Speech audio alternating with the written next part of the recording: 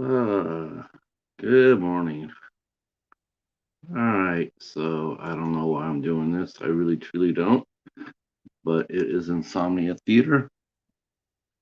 I am having a hard time sleeping, so I said, hey, why not just pop up and talk for a little bit? I know nobody's up tonight right now, so that'll be good. Everybody will be sleeping. Well, except for my friends over in Europe, I think that they might be up. They might be up at that. So I don't know if they will or not. So I'm not expecting anybody. Um, oh, I got all the crust in my eyes going on, and of course, with no sound coming back, you can't really hear how it sounds. So I do know that today I'm going to be getting a tripod set up in order for tonight. Because I see this from this angle of my phone, it looks straight up at my face, and I'm like, I think I need to see my face head on. So, oof. Wow, excuse me while I get a little bit of crust here. I guess the first thing I want to do, because I haven't checked that out yet, I want to see if the damn Yankees actually won a game for a change. Man, they have been slumping so bad. They just can't hit the ball. They can't hit water. If they were in the Titanic, they would have survived it. They just can't hit water. Even if they fell from the boat. I could go to ESPN and check that out. Uh, oh, hey, how about that? But the Yankees actually won a game. Yep, 5-3 in extra innings. All right, that's great. They were sitting at really pretty at 28-19, and things were looking somewhat okay. And then they just got jumped. They got they got they just got beat up. Um, Still didn't do shit though. 5 runs on 6 hits. Uh, oh, Andujar hit a home run. Boy, if he could just wake up. Oh my gosh. He should have been rookie of the year a couple of years ago over Ohtani. But he's been working hard. And boy, Miguel Andujar, his back will wake up like it did a couple of years ago. Yeah, things would be fine. Of course, the Yankees have the two glass towers in Stanton and Judge. Those two guys can't stay healthy more than 10 games without one of them breaking down. And Aaron Hicks, that's our new Jacoby Ellsbury. Boy, the Yankees didn't learn that. They didn't learn shit from that deal. Spent $100 million plus on Ellsbury. Uh, uh, and then turned right around and gave Aaron Hicks $70+ million, and he couldn't hit for average, and now he's been hurt the last couple of years. Just horrible deals that they've given out to some brittle players. Um, it sort of sucks saying this, but you know what? I think that's when Aaron Judge comes up for free agency or his last year before they trade him for free agency, they should trade him for last year. They should not sign him to a long-term deal at all. He is not he has not played enough games in a season to justify any sort of long-term deal. Yeah, he hits a lot of home runs, and he hits actually pretty good for average, but he just can't stay healthy. And Stanton, that's really no fault of his. I think Stanton has just been he's probably the most talented player I've seen that has had the worst luck staying healthy. Um, he's and it's not nearly his fault. He got hit in the face a few years ago by that Fires guy. God, is Mike Fires the ugliest looking motherfucker in baseball or what? God, that guy's a ooh, and he hits people. And it's, ooh, I'm old school baseball. Um, if you go out there to hit one of my players, and I know you're doing it, I'm going to return the favor. I'm going to get my hardest thrower out there, and I'm going to tell him to go after your best player. That's just how it is. Because this chicken shit in the American League where they have the DH where the pitchers they don't get returned. They don't get the favor return. Whereas the National League, yeah, you might not get it that day, but you will get it. They'll remember it, and you will get hit.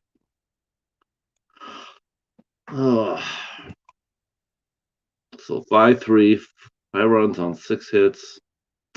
So you tossed it. Oh, Domingo Herman. Domingo Herman has thrown really well for the Yankees this year. So has Peralta and Losanga.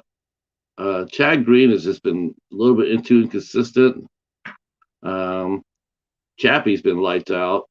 And Lucas Lutige, man, that's been a savior for us. That guy throws really, really well. Left-hander. Um, I don't know if you know his story or not. He was he was out of the league for many years, trying to get back. Uh, he has started his career in Seattle, and he pitched in a handful of games. Well, actually, he started in 2012. He started as a reliever. He pitched 63 games, all as a reliever. Had a couple of saves, and then I think injuries got a hold of him the next, every year after that, as he threw less and less. And by 2015, he was out of the league, and so he was pitching the other 2015, 15. And so he spent the next few years kicking around trying to get back. And he pitched really, really good for the Yankees. I think they were just thinking about putting him on the AAA team, more as just fill up the roster to help the younger players advance. But he pitched really well in spring training, and he has popped up and been a really good piece for the Yankees. He's pitched in 19 games so far, 2-0. ERA really good, 2.36. He doesn't have any saves, and the Yankees have actually spread out the saves a little bit this year. But he has a hold, and he's been, he's pitched well. So glad to see that. And Jonathan Loisaga, he has finally found his place. He was a former starter, and they changed him over to a reliever. He throws hard too. That guy throws some pellets. And he's come through and done really well.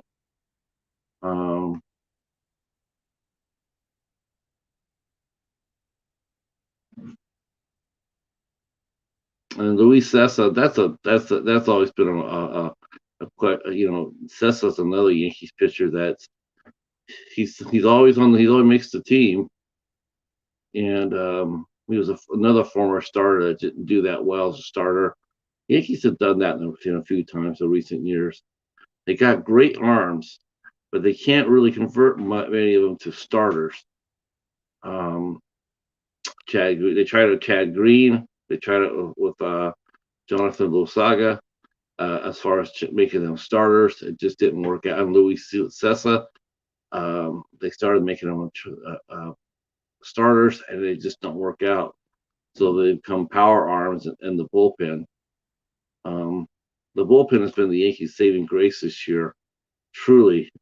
But they can only do so much before they start breaking down a little bit. You're asking them to come in there and do a lot, because our starters just aren't that good. Garrett Cole's really been outstanding, and Herman's been okay, but you're not going very deep in the games with Montgomery, um, at all. Montgomery's not doing that well as far as getting it, as far as getting innings in. Um,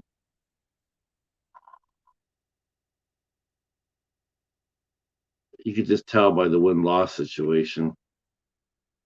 Um, but the Yankees pitching has been their saving grace. If their hitting was anywhere near what it should be, the Yankees would be first place by a long shot.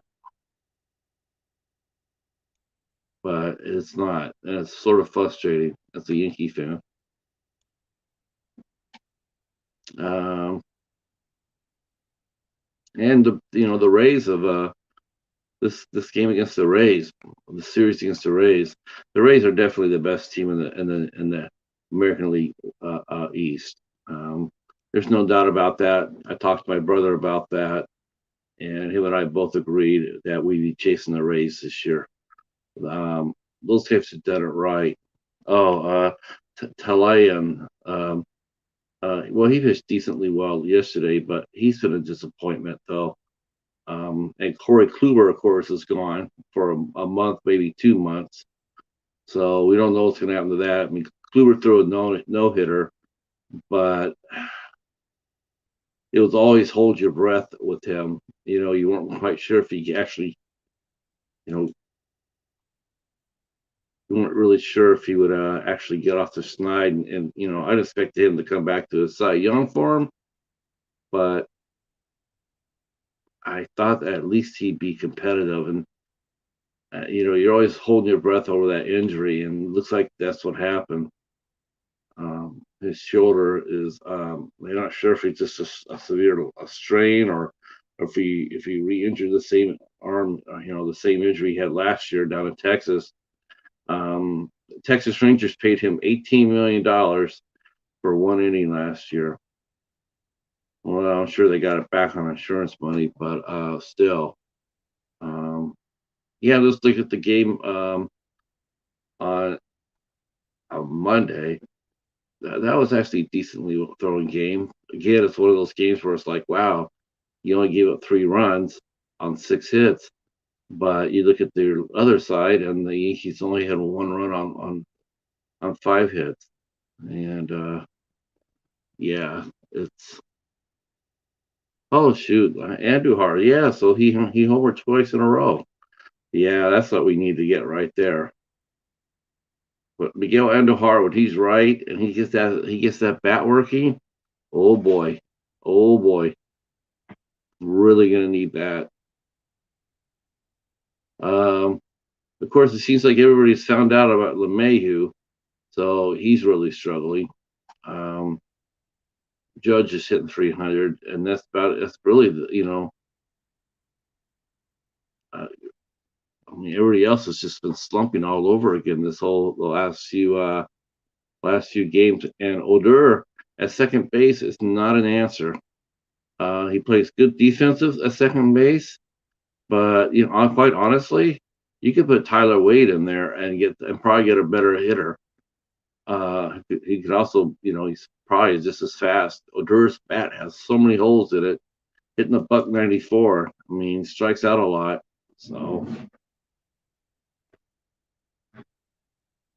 oh, it says I have somebody watching me. I think it's probably going to be me, right? Oh, all right. Should have called this sports theater. Yeah, this is probably part about a lot of people. Some people know I'm a sports fanatic. Uh, oh, I know what I can talk about for a little bit. Yeah, why don't they go over there? So there's this great website that I totally dig. It's because I'm a college football fanatic, right? I love college ball. My team, San Jose State Spartans, they play in the Mountain West Conference. Historically, they have not been all that. They've been, Yikes, they've been actually really painful in a lot of seasons.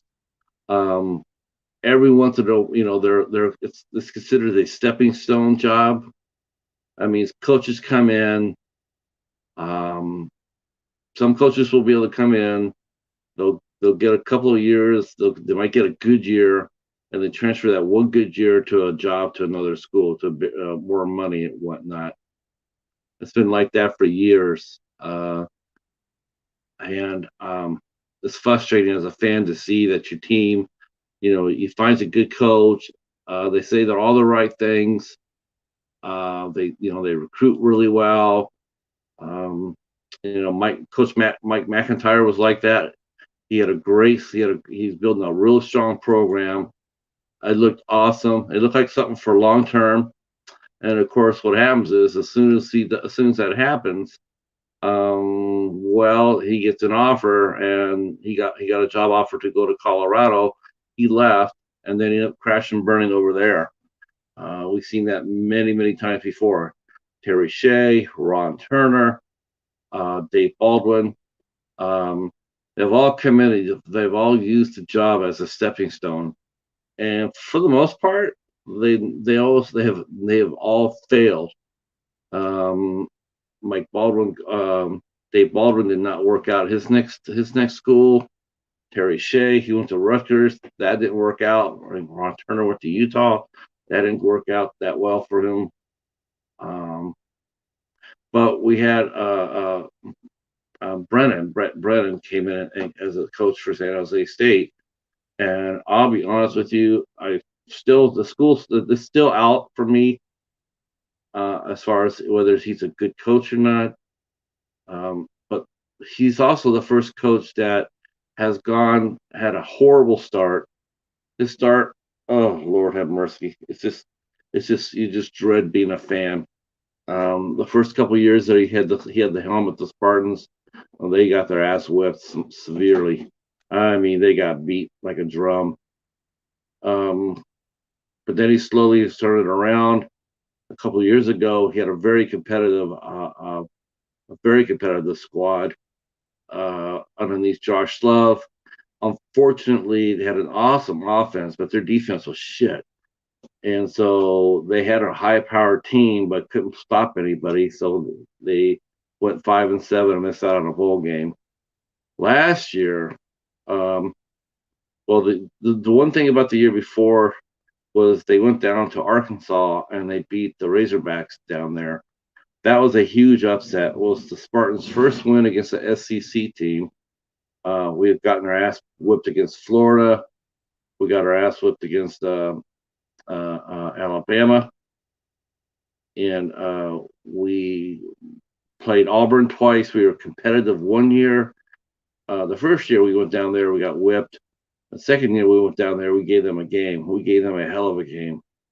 Um, we also played LSU a few years back, and we gave them a hell of a game too.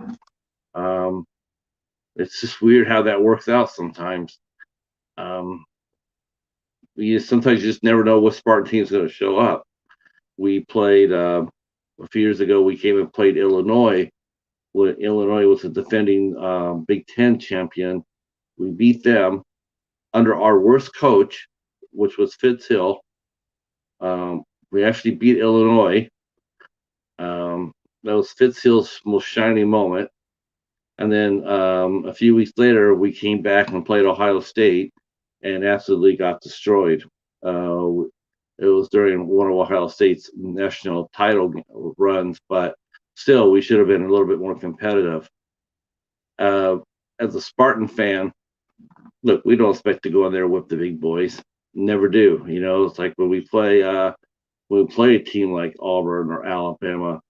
Honestly, a Spartan fan will tell you, realistically, we're not going to be able to match up. We just don't have the depth. We don't have the skill players. It's just our front 11 mostly can play with anybody. But a football game is played with more than just 11 on offense, 11 on defense. It's a death war. You got to be able to rotate players in, and teams like San Jose State, they just can't do it. and that's the reason why you'll see them play. A lot of times you'll see they'll play competitively the first half, and then then you see the second half. The final score might be like 52 to 20, 22, and you go like, oh, they got their ass kicked. But if you go back to the first half, they're competitive. They just wear out in the second half. They wear out.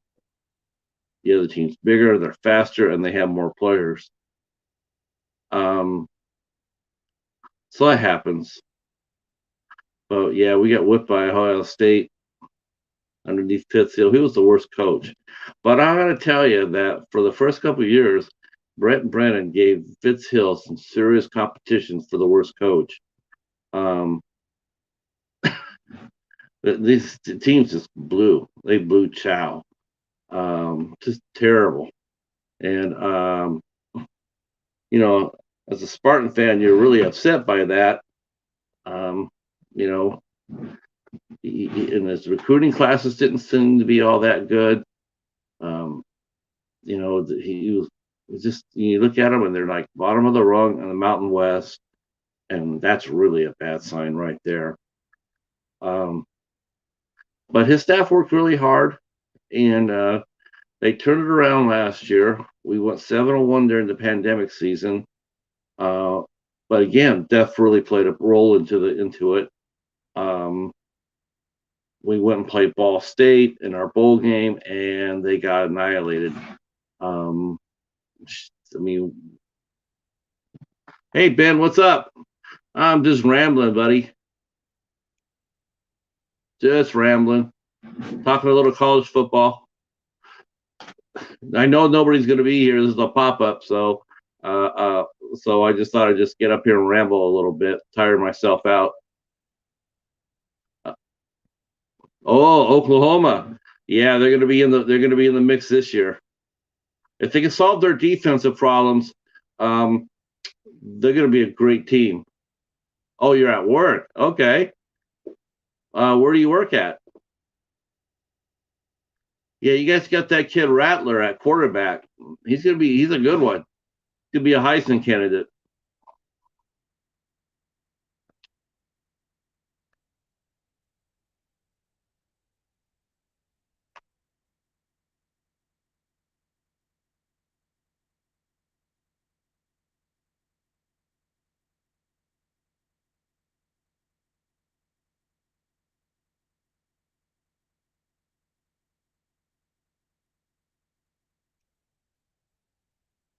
Let's see.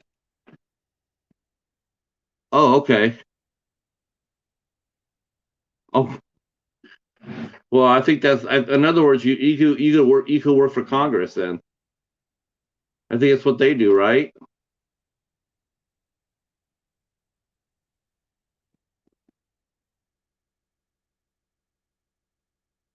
Um, Man, I'm gonna see if I can find your I'm gonna see if I can find Oklahoma's schedule here.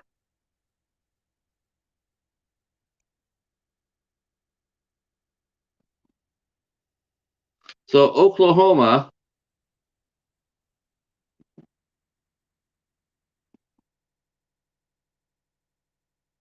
yeah, I think so. If you guys can just get your defense settled, I mean, you guys have a great offense every year. There's no question about that.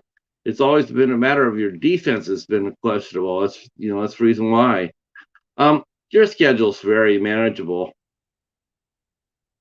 Your schedule this year is tailor made for success.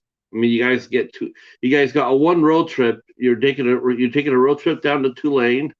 That's extremely manageable. Tulane wasn't that bad last year, but there's no way they're matching up against you guys. And then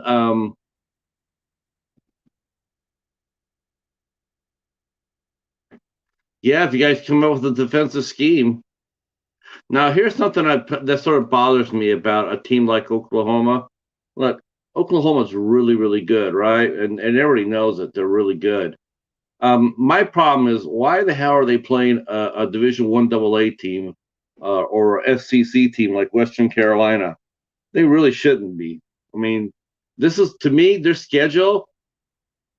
I would not consider them a Final Four team. I don't care if they ran the table. I think their schedule is horribly weak.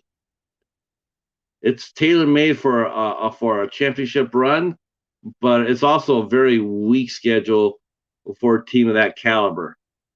I mean, and I think that teams should get punished for that. They should play a good schedule. Yeah, you and I both know Nebraska ain't nearly what it was. Scott Frost is not the answer at Nebraska. He is not the answer. Oklahoma should beat. They should beat the brakes off the Cornhuskers. If they don't win that game by at least 4 touchdowns, I'll be shocked. Quite honestly, especially at home. Yeah, I don't see that game being close at all. And then I think a lot of it. I think the only team that's going to give you any sort of trouble, and you get them. Well, the two teams that might give you trouble will be Iowa State and Texas. Oklahoma State is not going to be all that. Oklahoma State has the same problem Oklahoma does, and that's their defense is not that strong. But Iowa State, if Iowa State needs to come out fast, and Texas is going to be better than Texas could be good. It all depends on Steve Sarkisian's mental health. Um, I personally don't. I personally would have told him never to head coach again. Um, that's what got him in trouble in the first place. Sarkisian has every place he's gone to, he struggled, but that's because he's an alcoholic, and I cannot think of a more worse job for an alcoholic than being a head coach at a major football program. So I mean, the first time they start losing, it's just the pressure is just going to be so immense on that man. That's a horrible, horrible thing, you know. He should have just stayed where he was in Alabama. He could have stayed in the game. Um, you know, he was protected. He was covered. He didn't have he didn't have any pressure on him. As long as Nick Saban was there, he was he was covered. You know, as a quality control person or whatever little role they made up for him. Um, but him going back there and coaching Texas, horrible mistake. And I really hope that I hope he's ready for it, but I don't think he is. The first time they start losing, and you know how the press is, you know, the press is, you know, the fan base is they put too much expectations on teams that aren't that good. Let's see. Let's look at else who Oklahoma's got. Uh, they are they open up with West Virginia in league play at home. Then they're at Kansas State. That'll be a toughie. Um,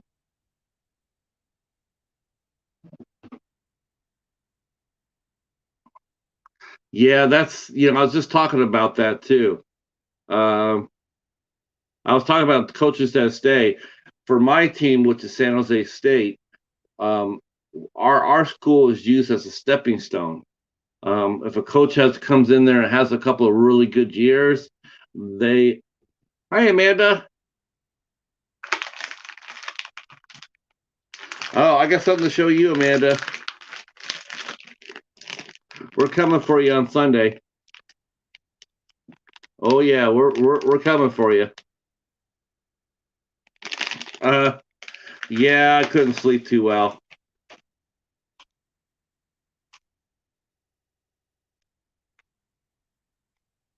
Boy, this is really a lag. Woo. This is really lagging.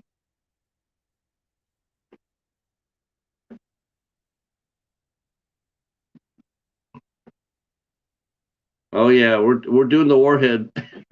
Yep, we're answering the challenge.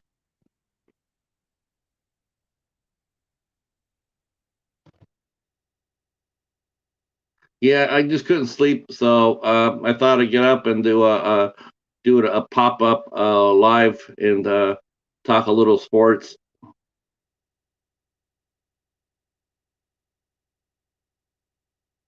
Yeah, we're answering the Warhead Challenge on Sunday. Those things look really lethal. um, all right. Let's see. I was talking about San Jose State. I was talking about San Jose State. Their coach.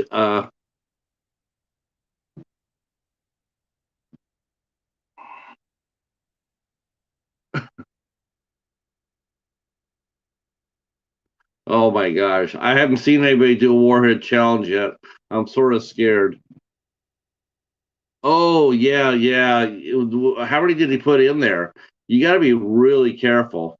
I think five. I think 4 or 5 is probably the most you could do, and you really can't sit there at like. I mean, I've seen people do like a mouthful of them, but they get fucked up. I'm telling you now. When I do this, I'm gonna probably have a glass of water. I am gonna probably put water in my mouth so it doesn't burn. Oh yeah, that's just suicide. That's stupid. People do. You know what? People. That's what happens. People do something fun and innocent, like this little challenge. Like Amanda and her husband, they did 5. That's fine. You know, that's entertaining. You know, it's entertaining. I could do 5, but I'm not going to sit there and say I'm going to do 150. That's just stupidity. It's like the people doing the cinnamon challenge. The cinnamon challenge was a stupid challenge. I mean, people die from that shit. Um, you know, they just take the fun out of everything. People going to the extremes. Yeah, that's ridiculous. What happened? Did he lose his tongue, or did he have a hole in it?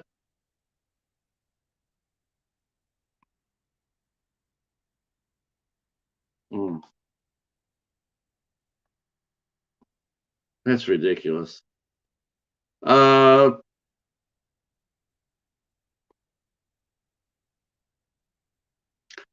I'm just going back to the Oklahoma schedule. Um, wow. I tell you one thing, you guys got, man. I mean, I'm just looking at your schedule. And oh, well, he's lucky. You can suffer nerve damage from that shit, and you can put a hole in your tongue. It's the candies are sort of acidic.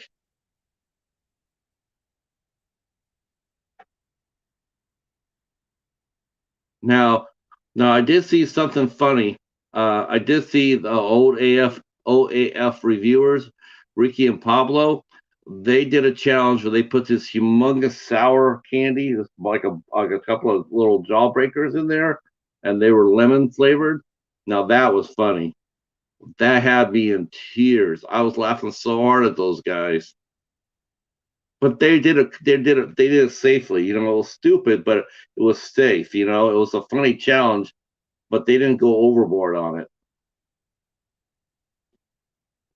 People they always got to do so. You know, it's like people falling off the side of a cliff because they're taking that one selfie. It's like, why are you doing that? Why are you going beyond and going underneath the barrier just for that one selfie, and then they fall. Um, yeah, I'd rather do super sour than spicy too. No, I'll be honest with you, I can't do spicy. No, I saw I think Amanda did something spicy, and her and her husband, I think they got waxed, and I'm going like, there's no way I'm doing that. That's why we have Vince for. That's why we have Vince. Vince can handle that challenge.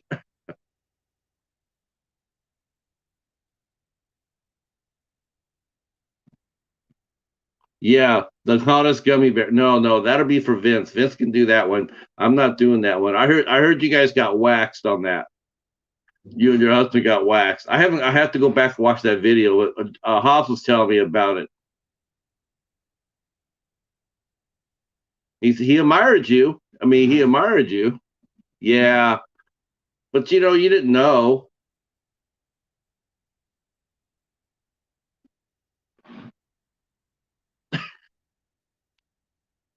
Well, yeah, never again. Did you see that one? I guess there's this. They call it the one chip challenge. I saw that, and I guess it's a corn chip that's impregnated with a hot, whatever, like the hot sauce, ghost peppers, or whatever. It's just one potato chip, one corn chip. They sell for $50. Well, that would take me out of it right then and there, right? I'm not paying $50 for nothing, nothing like that. Um, but I guess people eat the one chip. Um, I've seen people able to do that. They've knocked it out. They've just eaten it, and hasn't really affected them too much.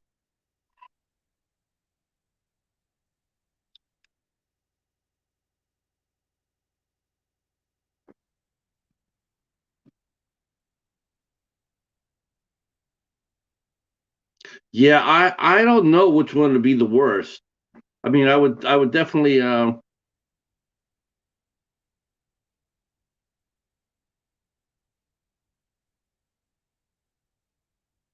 oh, okay. Yeah. I've seen mixed reviews for that. I would think the gummy bear would be worse because gummy bears stick in your teeth. That's the bad thing about gummy bears. They stick to your teeth, and you got to handle that all that heat. No, you're not going to do that well. A chip, you could actually have a fighting chance, but that gummy bear, it looks way worse than that one chip challenge.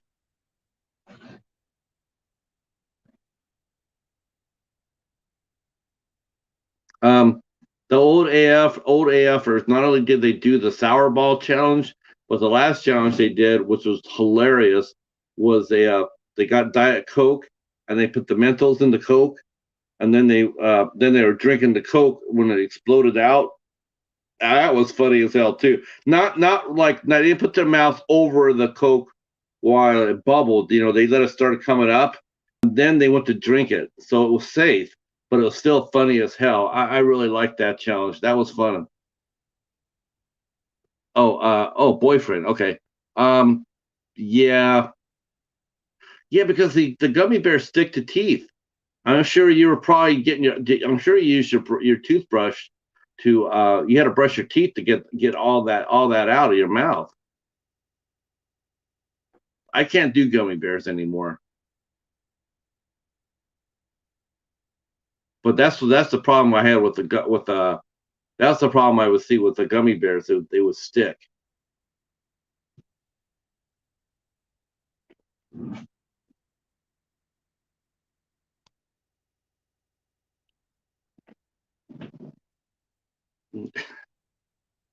Yeah, I already told Hops that we're not doing that. I said we'll find another challenge, but we're not going to do gummy bears unless Vince wants to do it. If Vince wants to do it and respond, but of course you know who the champion is. The one guy who will eat anything. I mean, Vince is tough. Vincent, I mean, Horace Spice, he's awesome. But the one guy who I can see eat anything and survive is Dave Maggot. Dave Maggot, oh my God.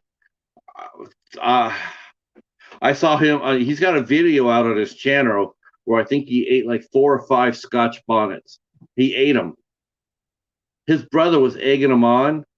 His brother couldn't even survive one. His brother was his brother bailed out after he couldn't do it, and Dave ate like 5 Scotch bonnets, and he ate them like they were nothing. He is the champ in my book. He would be the type of guy he would eat the whole damn bag of gummy bears. and he do 152 warheads together.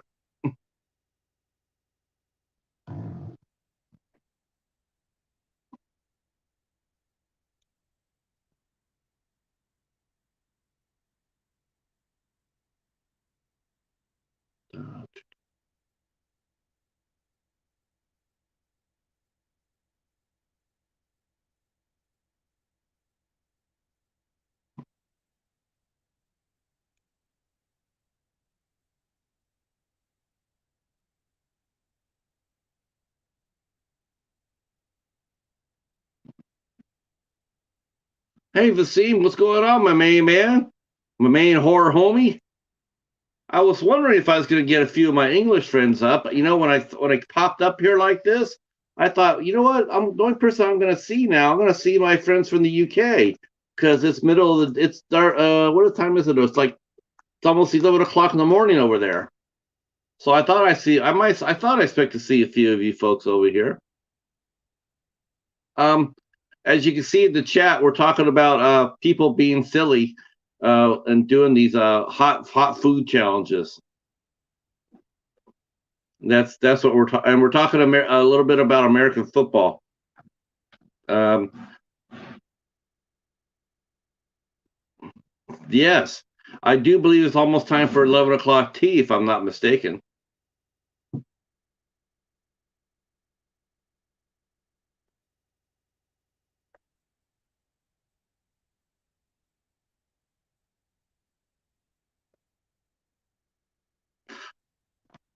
It's funny is I'm actually going to be doing I'm going to be doing a live stream in July. I'm interviewing an actress from the UK. Look at that, boy! See, I'm right there.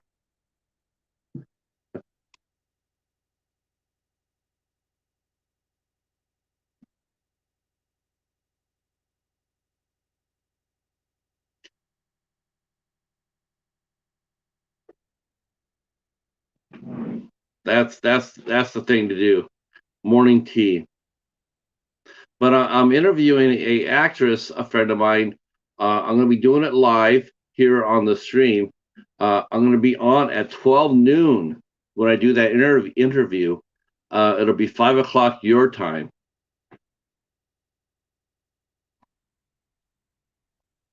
That's the part. That's the only thing I really hate about the midnight hour. I really hate the midnight hour. Actually, I hate all the streams at night here. Is that we lose half the audience? You know, we don't get you guys.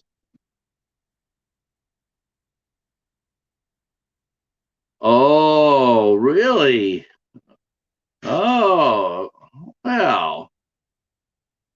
Amanda? Her name is Kelly Goody. I'll write her name in there so you can so you can look her up.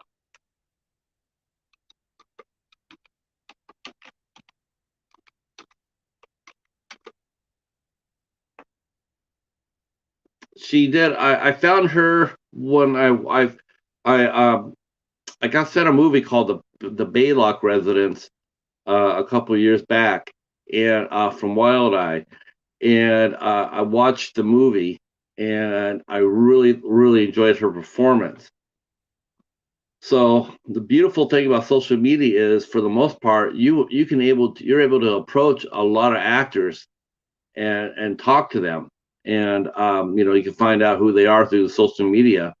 And so I actually did talk to Kelly, and I did a review. I did an interview with her on my blog. But now that I decided to move this live stream, my interview series, now I'm going to interview her again, and I'm going to do it live. I'm going to be doing my first live interview tonight with my friend Brian Scuttle. He's a film critic.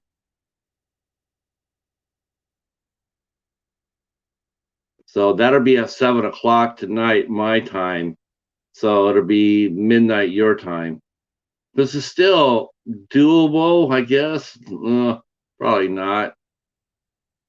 But I really do. I do hate that part. That, like, when we go on at 10 o'clock at night on Sundays, I know I'm losing a lot of audience because a lot of my friends are sleeping. Oh, the Baylock Residence is a good movie. It could have been great. Uh, Honestly, that movie could have been a classic. Uh, the director, it's weird to see on the movie, on the DVD, on the extras, he has an alternative ending. He has an alternative ending, and then he has the regular movie put he in the film. The alternative ending is much better than the ending that he had, and he didn't use that. And I'm just perplexed into why he didn't. It really made the movie go from like a classic, a cult classic, to just, the movie was carried by Kelly, and so it was a little bit frustrating. But she did a really nice job on it. She did another movie called April. That should be out pretty soon over in your side of the pond. And then I'm also going to be reviewing her first movie. She sent me her first movie that she did. It's called The Unholy. I don't know how, I don't know. Ooh, that's the real question is I don't know if Wild Eye ships over to England or not. I'm sure it got released over there in your side of the pond. I just don't know who put it out. Yes, I will let everybody know.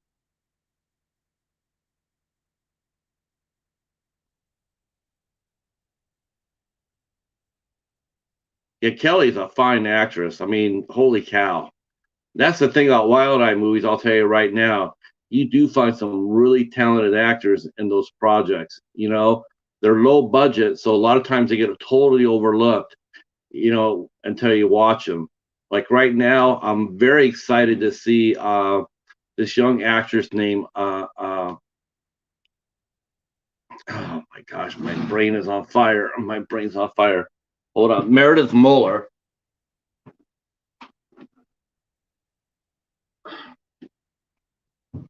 Her name's Meredith Muller. She was in this movie called Triggered, and super funny horror comedy movie.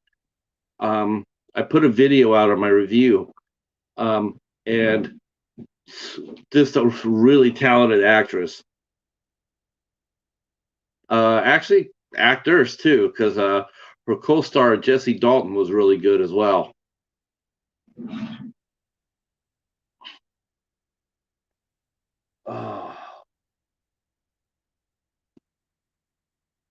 Oh, Daylight. See if I can clean off my peepers here so I can see what everybody's saying.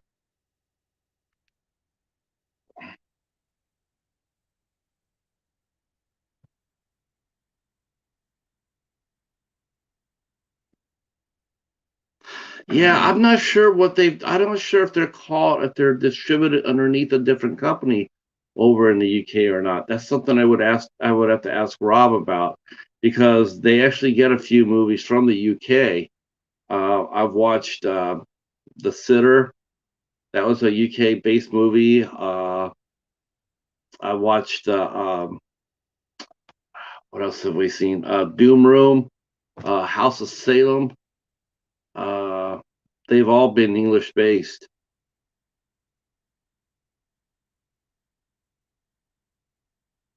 Oh, yeah. Well, it looks to be pretty good today. I mean, I'm looking outside, or the sun's just coming up, and it looks to be another beautiful day here.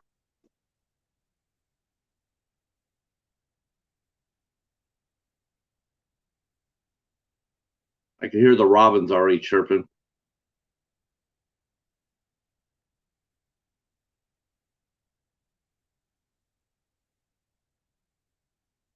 Now, are you at work right now, Vasim, or are you still? Are you guys? What's the UK like? Are you guys sort of on limited lockdown still, or are you guys as a band been lifted all around so you can travel? It's it's slowly being rolled back over here. I've heard people say we're supposed to be all the way rolled back by June 15th.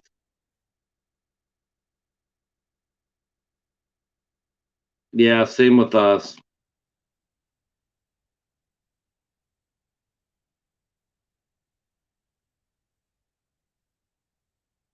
I'm just, I have mixed emotions about that. I mean, it's like, I guess if I had, I guess that they were more confident in the vaccine as far as how long it would last and how effective it really was. You know, I guess that would play into it. But they're sitting there saying that the vaccine might last as little as 6 to 7 months. Of course, it's the first generation of it too. So we don't know.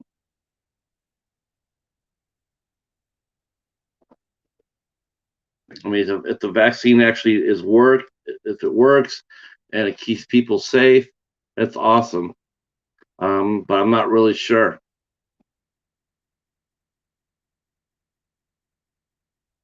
I can see. I've seen a lot of people that are still going to be wearing their masks because they're just not sure. Oh, you haven't had your vaccine yet. Yeah, well, you know what, Vasim, neither have I. I got put in the portal. I was put in my portal, but they have not called my name yet to have the shot. I'm thinking about driving down there and asking them, if they could actually give me a hard date so I can actually get this thing going.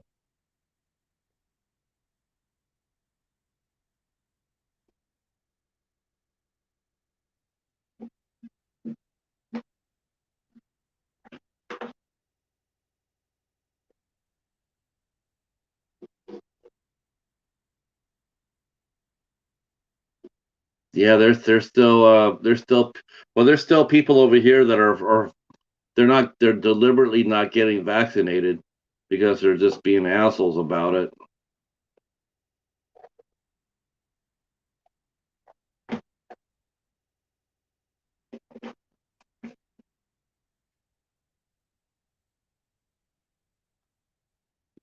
A, a friend of mine was telling me that she was telling me that she's a piano teacher, and one of her students that she's had for 3 years, 3 years, she just went off the rails.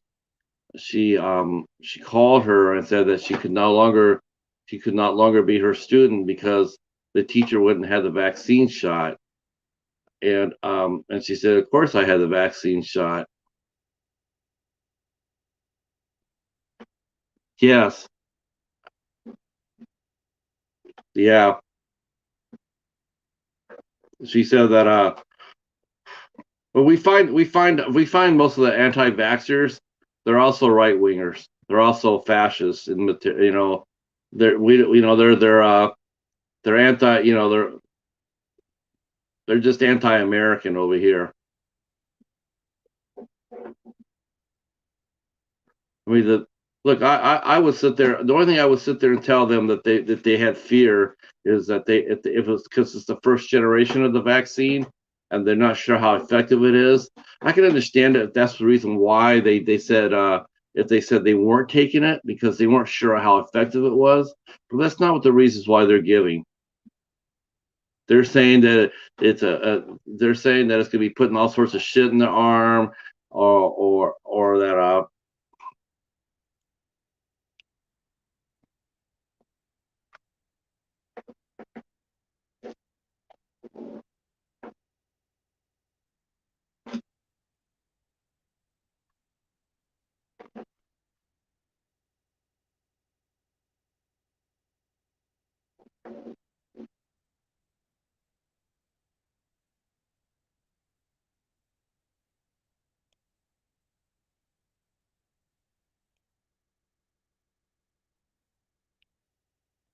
what is it, my monitor wants to sleep on me. Okay. So yeah, there's a difference between doing it out of, like concern, and there's some that are just being spiteful. And most of the anti-vaxxers are being very spiteful.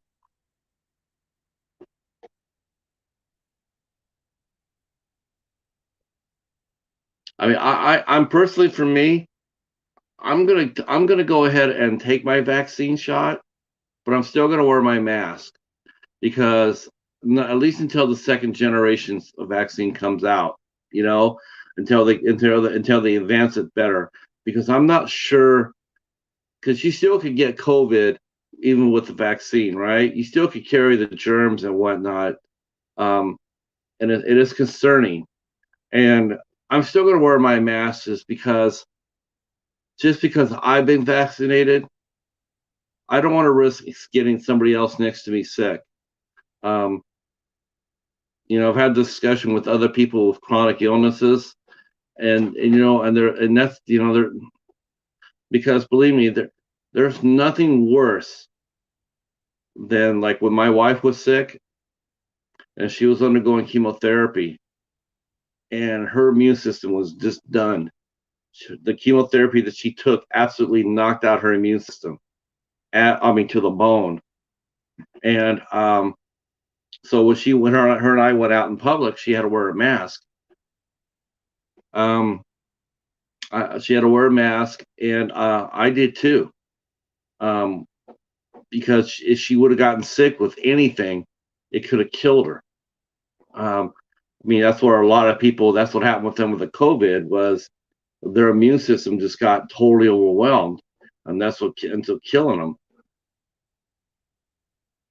Yes, it's really, yeah. You gotta because obviously, not too many people are seeing that, but anybody who's had a person with cancer or lupus or MS or Lou Gehrig's disease or any number of a host of chronic illnesses, um, you want to, you got to be careful. And I just feel like it's selfish for me to get my vaccine. I just feel like it's selfish for me to get it and just assume everybody else has gotten it too. So I'm going to go without my mask, especially with a vaccine that I'm not entirely sure how effective it is and for how long.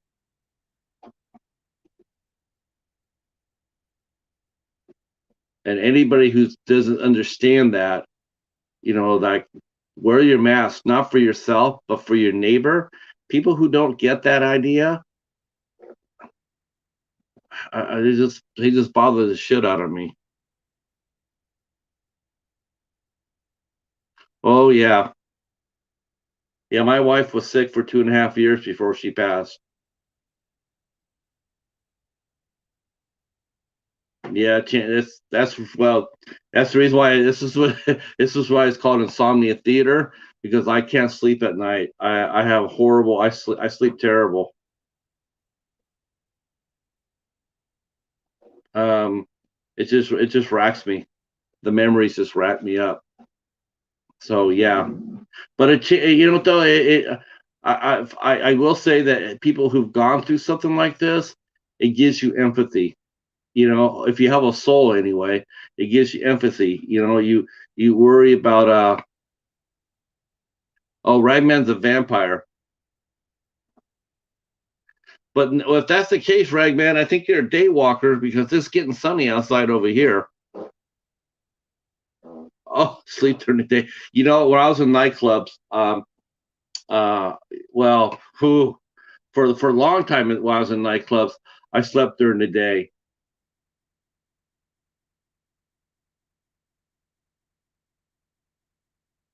I actually like sleeping during the day too. I'm a day sleeper.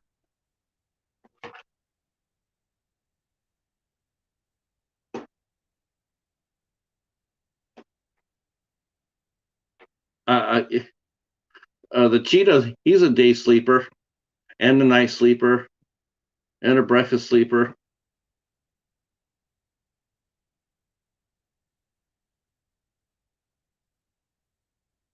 But Paladin, he does not sleep like normal cats do. A lot of cats when they get older, they sleep more and more. He doesn't really do that. He's actually up quite a bit.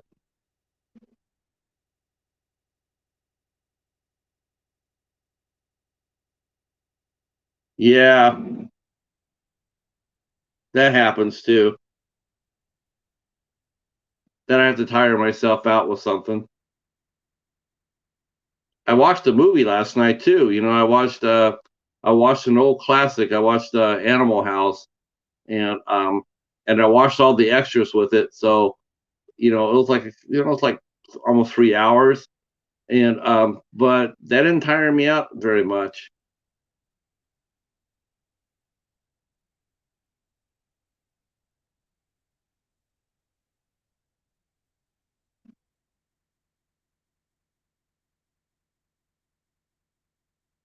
You've never seen Animal House? Wow. Well, during your Grail, during your massive DVD find, did you find a copy of it?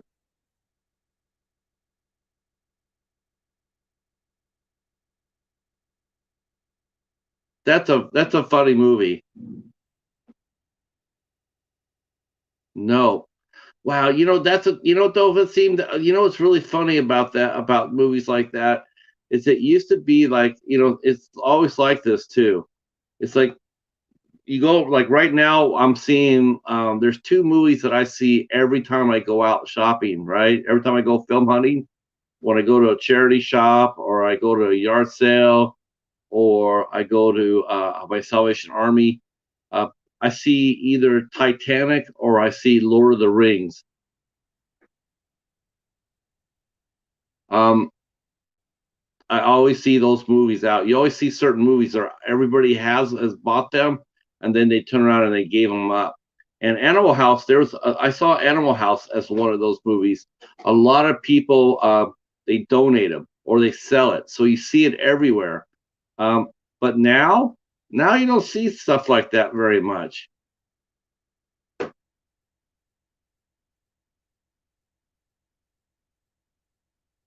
It's funny too because I was watching the Night Watch Zone, um, and they were talking about an American Werewolf in London last night, and I don't know if that subconsciously played on me or not, but I ended up watching Animal House, and that was he directed that as well.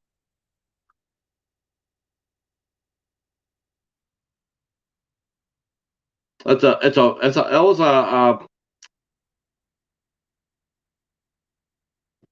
oh my gosh, yeah. I have about I probably have between 5 and 6 thousand all in with TV shows built into it.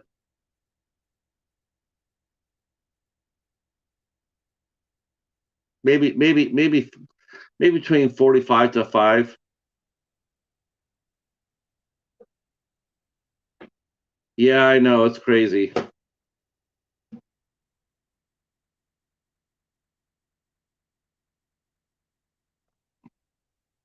Hey, 80s culture. Uh, where do I keep them all? Well, right now, I keep some upstairs. I have a shelf up here. I have some on my closet behind me. The closet behind me is pretty much full, and then downstairs in my basement, I have several boxes.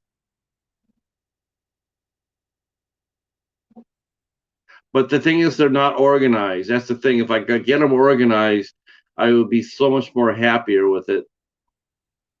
But as far as hardcore collections go, like like a lot, like the guys on Friday and Saturday nights, like the Coast to Coast guys or Super Slash Bros, or Waffles or Dan from Reject Films. I don't have that kind of collection.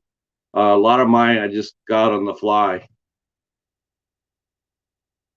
Yes, I do. I do get rid of the ones I don't like. I'll be going once I get more organized. I'm gonna be going through them, and I'll probably be doing a massive culling.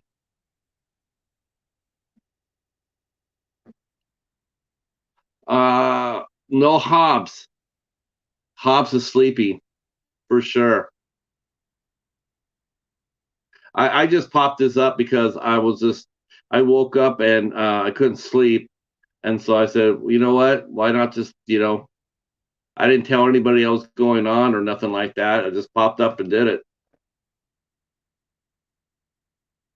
I do give a lot. I've given out a lot of movies, Ragman. I have donated a lot to other collectors or friends or coworkers.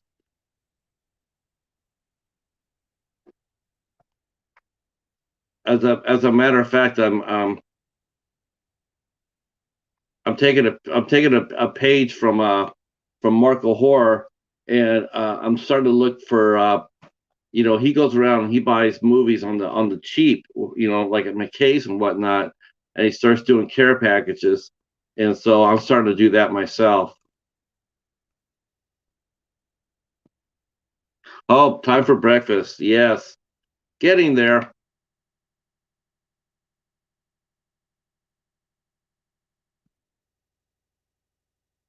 It's 6:08 here, so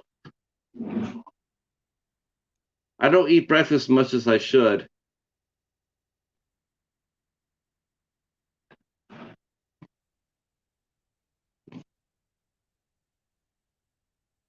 Yeah, I'm gonna be. I have a spare bedroom, and it's going to be cleaning it out today.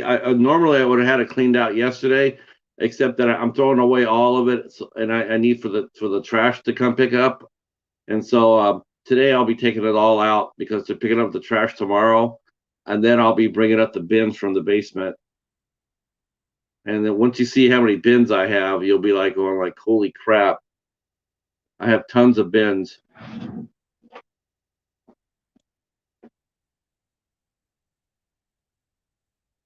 I got to figure out too. I'm figuring out a system that when I put them on shelves, I'm going to have a sticker stick, I'm going to have a system where the movies that I've watched will have a red tag, and the movies I have not watched will not. So when you see the collection when it's spread out, you can see what I have and what I've watched.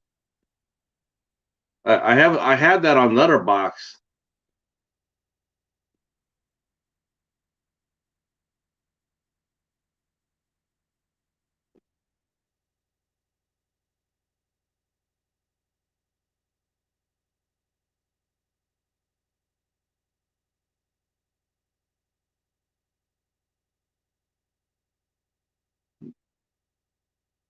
And I got my first piece of real collecting too. I bought a Halloween box set.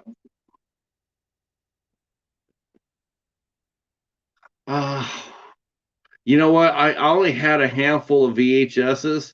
Um, the only movie I ever bought for VHS, because I never really liked the format, because back then when I collected, or when VHS came out, VHS was hideously expensive. I mean, movies back then were like $40, and the first and only movie I ever bought on VHS was Starship Troopers, and of course it got eaten up.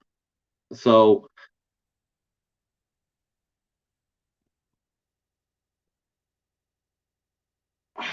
my plan would have been to make the shelves, quite honestly.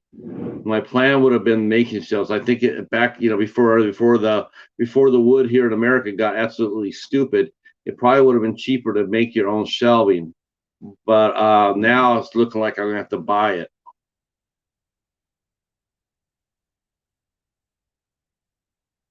Oh my gosh, no 80s, no, no, it's gonna take a while, and it's not gonna hold everything. I can already tell you that. Even going all the way around the room, it's not gonna go nearly. It's not gonna hold my collection. Not even close. It'll hold a lot. It'll hold a lot, but it's not gonna hold everything.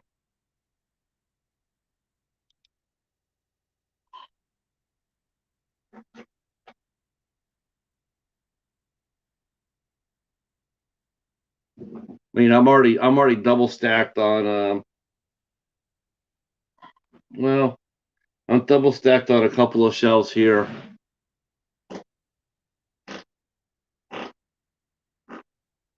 Yeah, that's what's gonna cost you. That wood is just absolutely crazy now. Super expensive here in America. I was going to do that. I was actually going to have someone come in and build me shelves. I was going to hire a carpenter to come in there and knock out some shelving for me, because it's got to be anchored too. Because I have a rug, so when they come in, they're going to have to anchor it against the wall.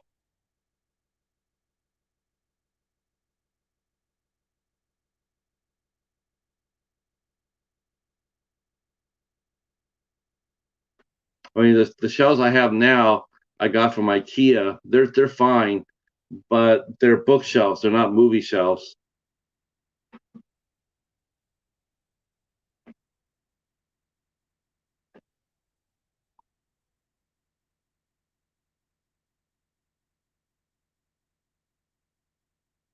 Oh, I got 5 people watching and 2 likes. That's not bad.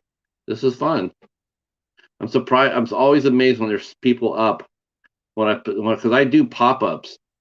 Like next this Wednesday, this tonight. It's actually my first really show. It's my first time that I've actually scheduled and telling people that I'm going to be on tonight. I'm going to be on live streaming, because every single other time I've done it, I've always done it the last possible minute, and I'm always amazed when people show up. Oh, thank you so much.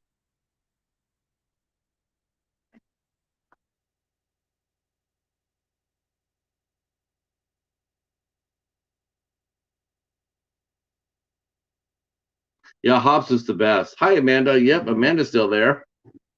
Yeah, Hobbs is awesome, man. Hobbs, like, I did my first gratitude tag, and I listed it into the people in order, and Hobbs, I put Hobbs. I met Hobbs through Jason, through Horrific Nightmares JM. That's how I met Hobbs, and him and I just clicked.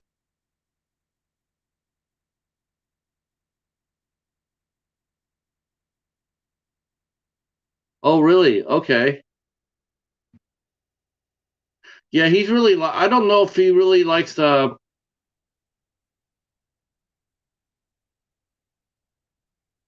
not sure if Hobbs likes working from home or not all the time,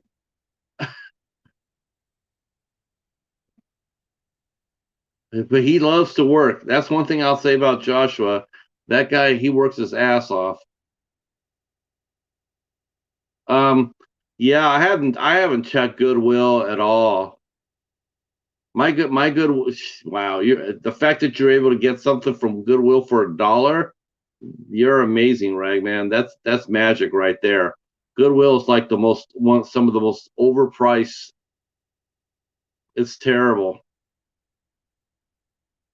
The way I always shop Goodwill, Salvation Army, because they do the more with their money.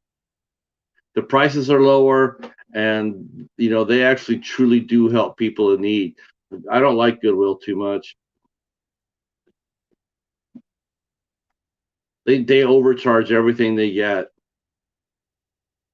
It's supposed to be a thrift store. You're supposed to be able to afford to go in there and buy things. And I go in there, and I swear some of the times I see prices that I would see at a normal retail store.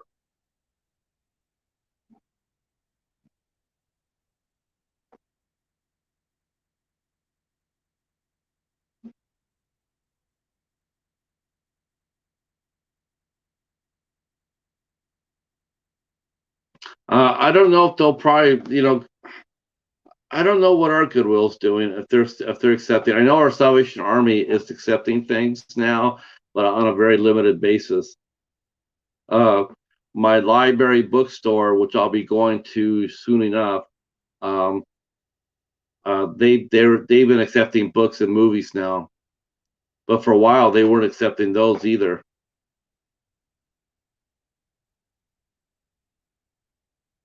Last week at the library, though, I had an awesome had not anywhere near what Vaseem found.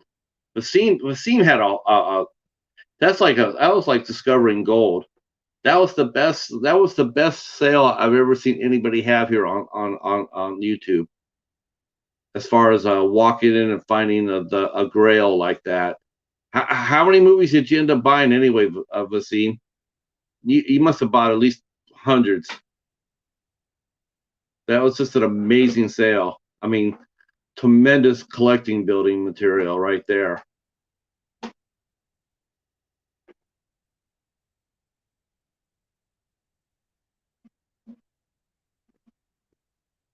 Oh, the donut.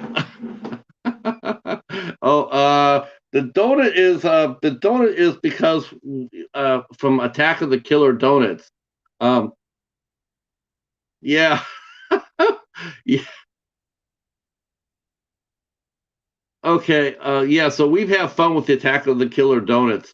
I guess Cody got that movie. He reviewed it on his channel H&S Collectibles, and then Hobbs just ran with it. You know, I guess he talked about the collectible about the Killer Donuts, and then I got into it, and so that's like our calling card now. When we see each other online, we're always throwing the donut at each other. It's like we're throwing a YouTube gang sign up.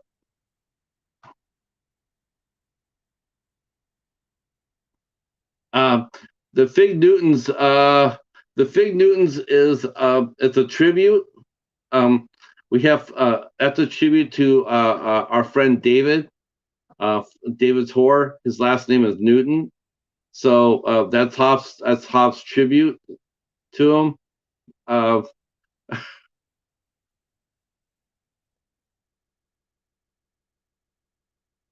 yeah, you did 200. Yeah, you massive. Now I had a little bit of a grail last week. Last Wednesday, I went down to my library and I found four criterions for $1 a piece. I'm always talking about going inside of a thrift store to and finding like someone turn in like 30 criterions. Oh,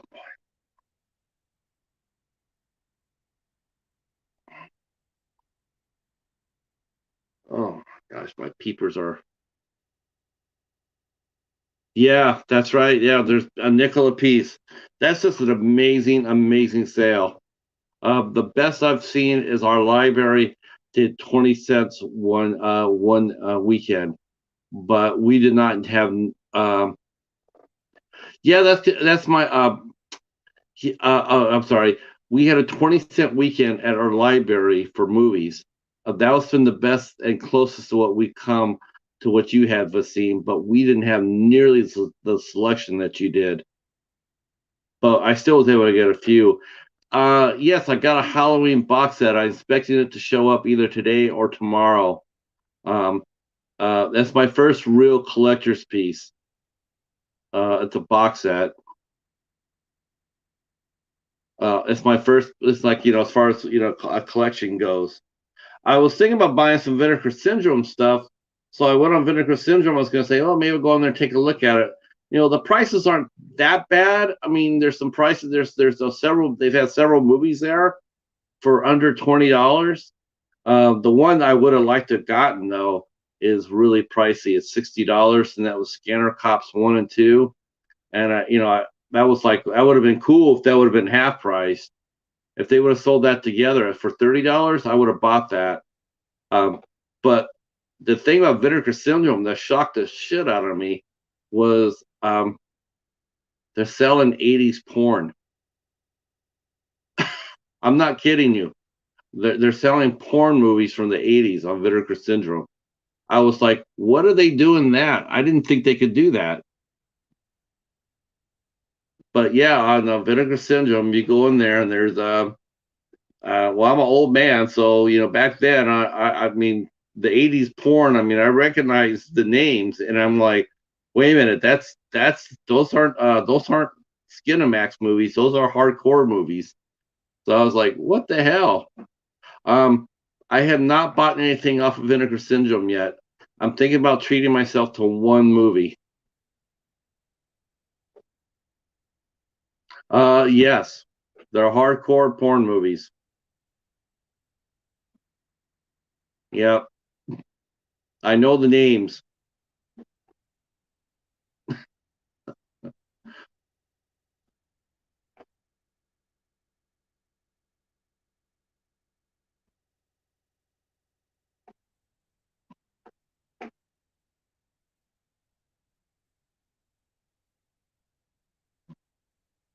Uh, I'm looking forward to the Halloween box set. That's going to be a lot of fun. Um,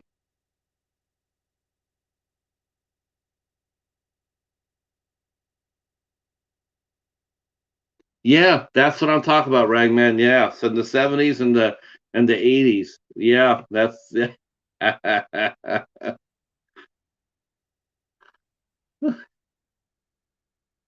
yeah. But I will say this, okay, and now you guys can laugh at this. You guys can laugh at this or shake your head at this, but this is absolutely true. Back in those days, in the '70s and the '80s, um, before it got stigmatized, adult movies back then, they actually had besides the sex, they actually had movies. I mean, there actually were stories behind it. They had scripts. They shot on locations. They had plots.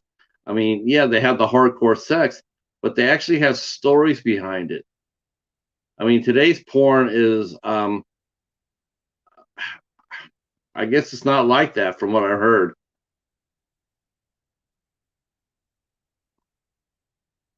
I didn't even know about, made me laugh because I didn't even, I mean, I didn't even know that they had, because I was under the impression that all the porn sites were all locked away. Like you had to have a credit card to go onto these sites. Because that's what the reason why they had credit cards was to protect the people from the kids from there. Like kids should not be able to type up porn out of in a search bar. Um, but I guess a lot of the porn sites now, they're no longer protected. I mean, you could type in a website. There's one site called Pornhub that you could type in, and it's right there. There's no protection. There's no wall.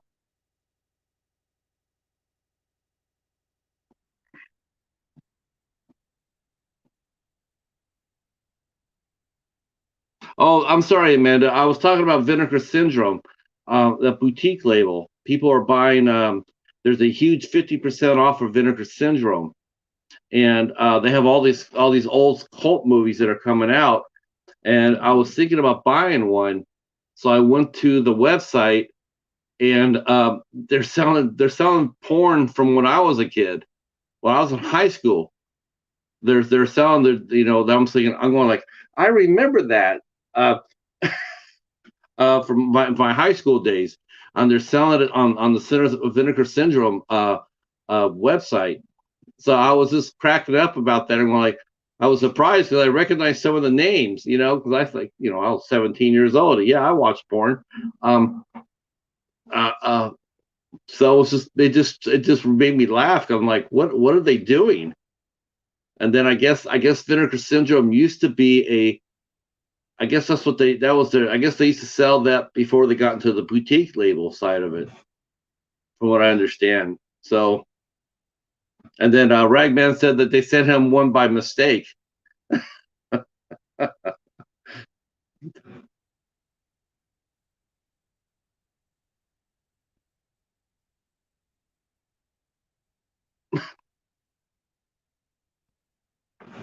But I still might. I'm still might go up there and treat myself to one movie. Like I'll find, because I have a few that are under, they're like $13, $14. I might try just get myself one just for the because I don't have any Vinegar Syndrome movies.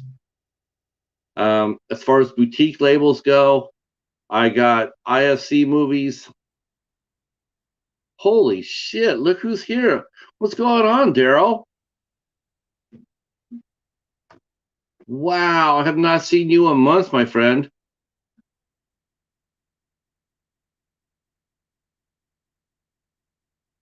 Mr. Meathook in the house. Wow, things are picking up. Uh, you are still on track to move over here to Michigan, are you not? You're going to be moving here during the summer, right? Wow,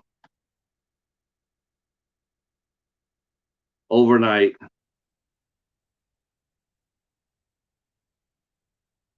Well, glad you got home safely, sir.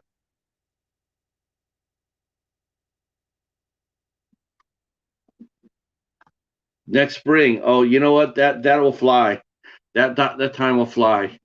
It'll be it'll be 22 in a heart, or 2022 in a heartbeat. Once you put it down on paper, it gets here super fast, doesn't it?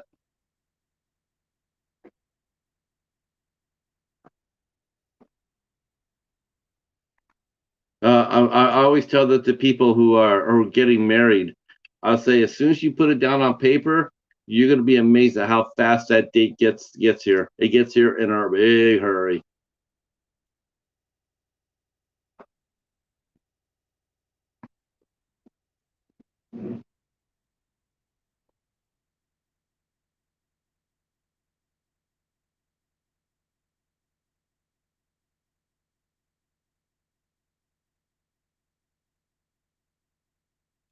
My monitor keeps on going to sleep on me.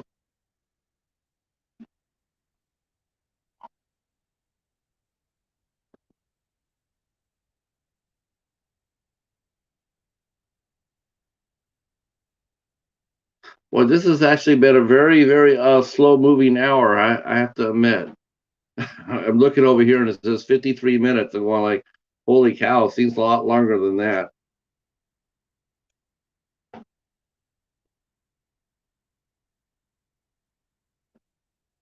How you been anyway, Daryl? We are just. I started off talking sports. I started talking about baseball and football with Ben, and then we segued over to yes, I will definitely unbox it.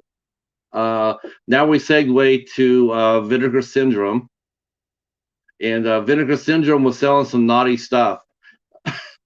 I also got a Halloween box set for my first collector piece. This is my first piece, first serious collecting piece.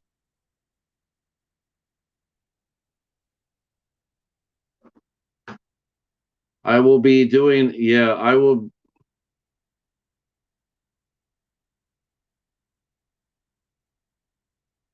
and tonight I will be doing my first 8 questions with interview with Brian Scuttle.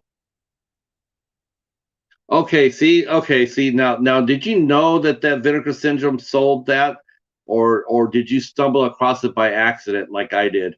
I did not know. I went on the website because I was checking out the price for scanner cops, and then I saw that. And I'm like, what, wait a minute, what?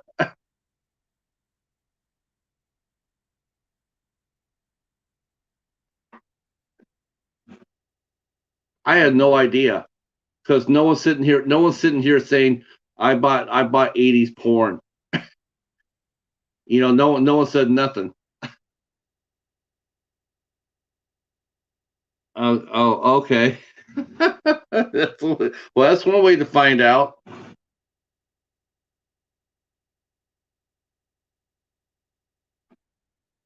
Yeah, well, I'll definitely be doing an unboxing of the Halloween set, of the box set for sure. Yeah, Waffles taught me into buying it. He came on there and said it was on sale. It was funny because the shipping was a third of the price.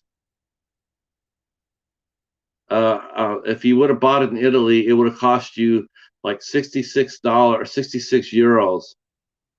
And then, but the shipping was like $28. So it came in all in for $98 US. But they ship fast. Wow, Waffles already got his copy. I don't think that's the Screen Factory set. It's not the massive one, not the one that's going for $700, Daryl. But there's another set they sold out. They put out there a while ago. It's actually sold for like $50 here in the U.S., but of course it's out of print. So there's an Italian company called Midnight Atlantic, and or Midnight Classics or whatever, and they sold their version of that set.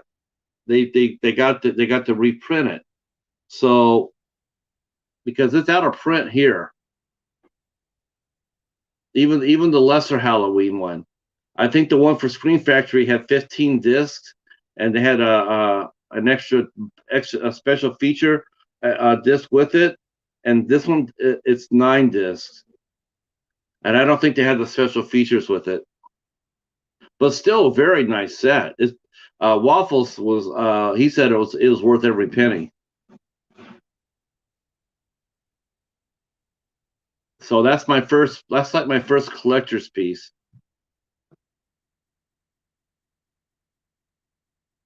But I have been finding some Criterions. So I've added I got 9 Criterion movies now. So I got that. I'm still getting my IFC movies. In fact, I'm being sent Rent-A-Pal by Steven from House of Horrors. He's sending me a copy of Rent-A-Pal. Oh, my eyes are all gooey.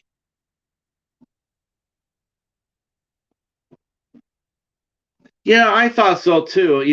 Halloween's not like if I had to go one of the big four, I don't know if Halloween would been my first choice, but I would have been a choice. I probably would have started off with Friday the 13th, uh, but I didn't pull the trigger on that one set. I'm glad I didn't because so many people had that. Screen Factory had so many problems with it. I'm saving up for the Criterion sale.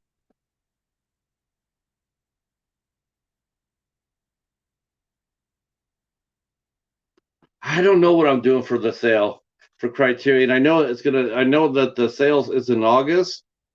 The 50% off sales in August. I'm not sure what I'm getting.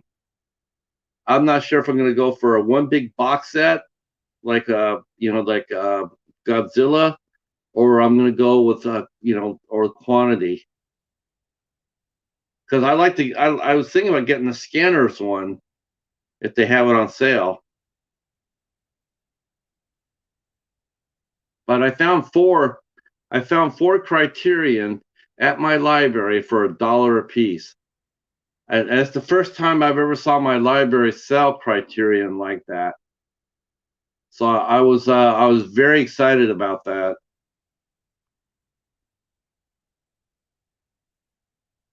Yeah, that's the sale at Barnes and Noble. Yeah, 50% off. Barnes and Noble. Of all the places to get films, Barnes and Noble is the most maddening. They're the most overcharged of any place I know. Yes, Daryl, I got it for $1 a piece. Oh, sorry about all the itching, but my ears are dried. It's hot out here in Michigan, so um $1 a piece. And not only that, Daryl, the two of the four Criterion were IFC movies. So I got a double win.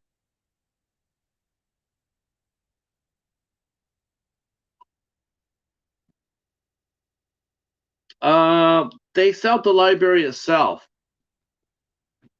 They don't do.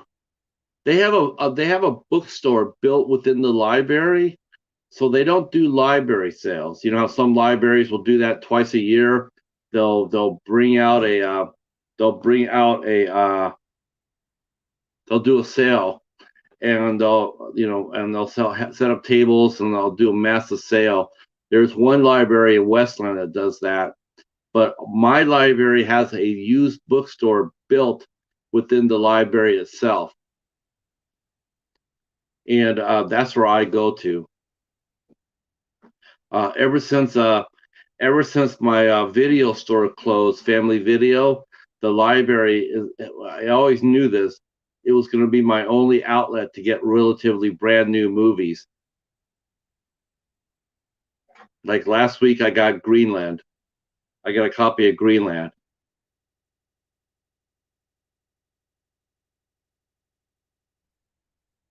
So I go there and I'm able to, if I get there early enough, I generally get an idea. I generally will get in there and, you know, I'll get a chance to get some new stuff. And I try to buy as many Blu-rays as possible. But the Criterions, that was the first time since I've been going to the books to the library bookstore. It's the first time they ever put them on sale.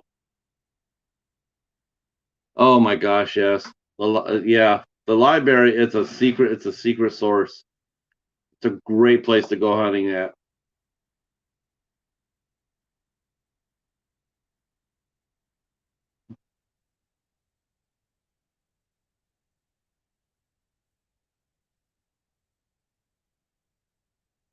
Oh wow, nice job, Daryl.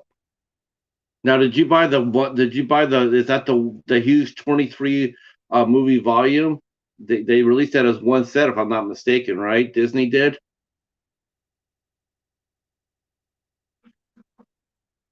Yeah, I'm still missing holes in that in my MCU. I did an MCU overview on my channel.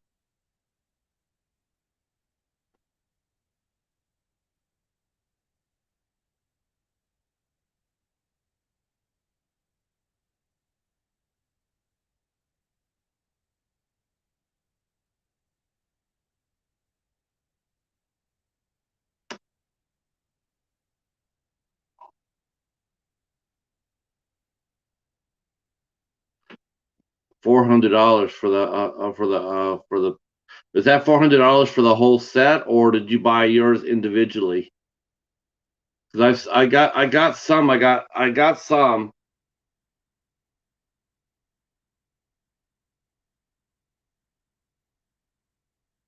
mean, I'll have to go back to buying them brand new when they come out.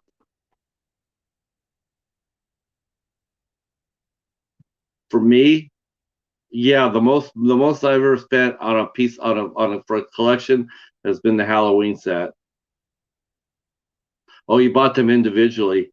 Yeah, Disney's a bitch. I was just at Target the other day, and they still had Iron Man sitting up there for $25. It's just like, holy Christ. I mean, you got, why are you selling Thor 2 and Thor 3 or Thor and Thor 2, Dark World? Why are you selling them for $25 a piece? It's absolutely ridiculous.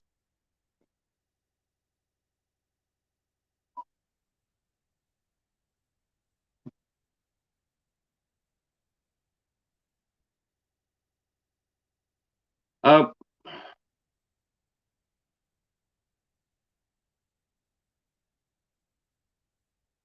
wow. So that's your pride and joy, Sub Rosa.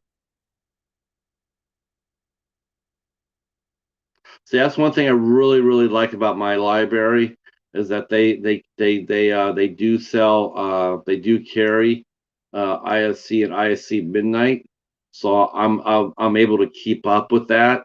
Like I just got Sputnik last Tuesday. I was expecting to find Rent-A-Pal uh, either this week or next week. I was going to pick that up, but I'm being sent that. So now I'm looking for Hunter x Hunter. I know that comes out on 22nd of June, but I'm hoping my library will already have it. They'll get their copy early. And even if they don't, I think if I wait for 3 weeks, I always get it.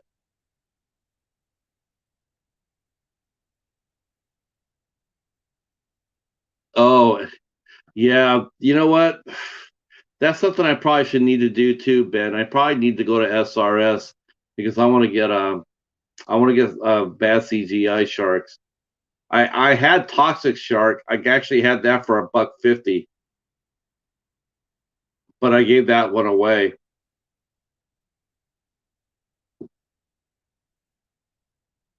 Yeah, libraries are not very people are aware of that.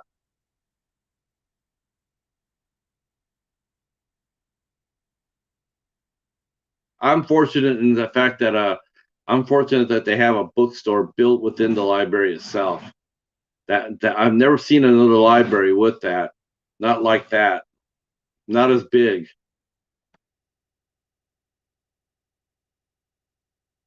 Oh, jeez.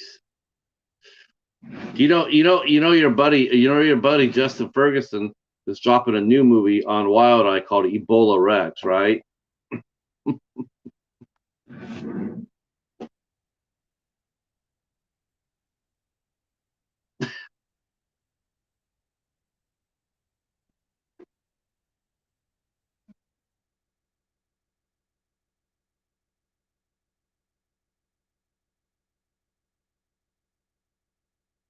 Yeah, libraries. Well, I mean, I like. I've never used my library as like a reference. Like you go in there and check out a book or whatnot. Our library has a massive film collection, though. Massive. People go in there all the time. They rent out movies and whatnot. And so they're able to not only do they do that, but they accept donations. And the people who donate their movies to the library generally are people who really love movies. Um, I mean, I found a copy, Anchor Bay copy of Halloween, um, practically brand new with the slipcover. Um, I've also found a copy of The Evil Dead uh, on Anchor Bay with slipcover. People donate good stuff at the library, and more importantly, is they donate horror movies. The Salvation Army is not really horror movie friendly. I mean, they'll put it on the shelves, but I have not found very many horror movies at my Salvation Army. Oh, jeez, hard pass on Ferguson altogether.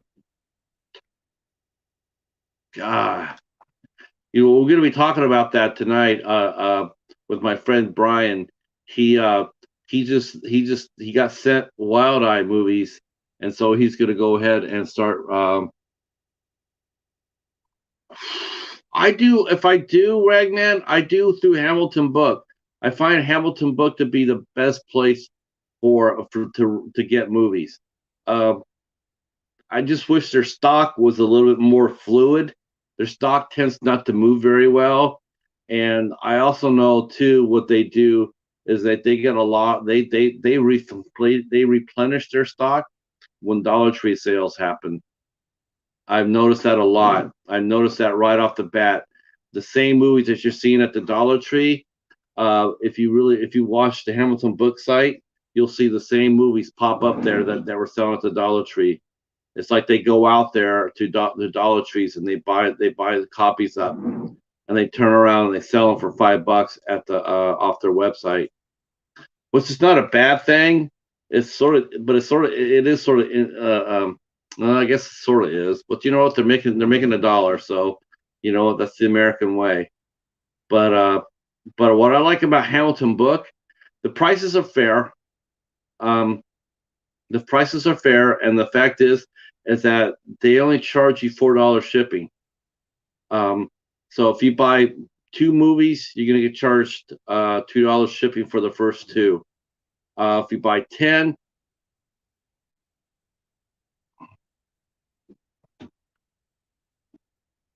whoops.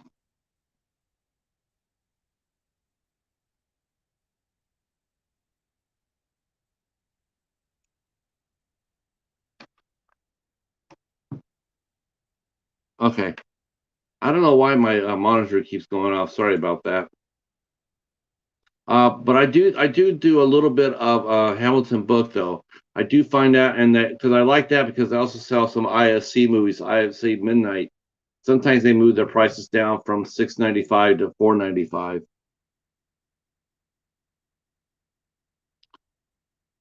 Yes, yeah. So you picked up that too. Yeah, whenever there's a Dollar Tree movie sale, and go to Hamilton Book, you'll see everything that you see at your Dollar Tree. You'll see it suddenly pop up at the Hamilton Book.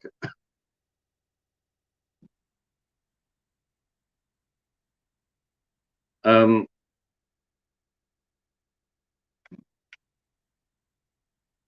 I actually had a pretty decent wave uh, for the last Dollar Tree sale I had. I actually got some decent stuff. Um, the one thing I've noticed at a Dollar Tree, the last three waves, or actually four waves, is that they've sold a lot of olive films through their sales.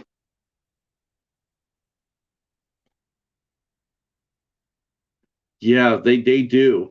I go to the $5 section and the Blu-ray $5 section, and yeah, I pick up some good deals there.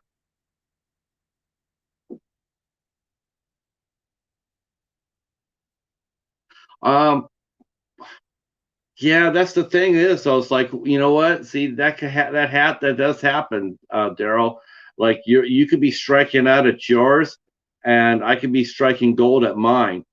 Um, like I said, I mean, I've picked up a lot of olive films from Dollar Tree the last four waves. I picked up a few ISC movies from there. Um, but I have not had very good luck as far as TV series. I have not. I've actually struck out there.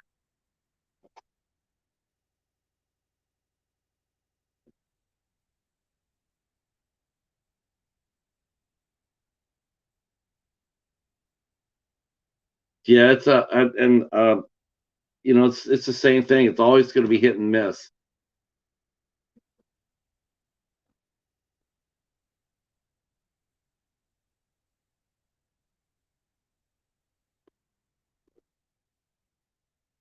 I'm still with the I'm still with the two people who are always